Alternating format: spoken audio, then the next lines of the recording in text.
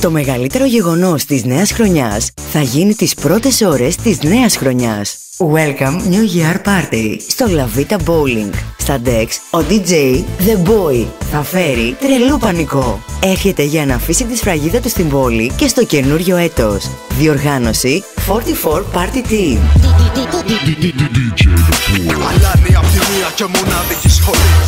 Welcome New Year Party στο La Vita Center, στο πρώτο χιλιόμετρο σε Ρόνι Γκρίτας με τον DJ The Boy.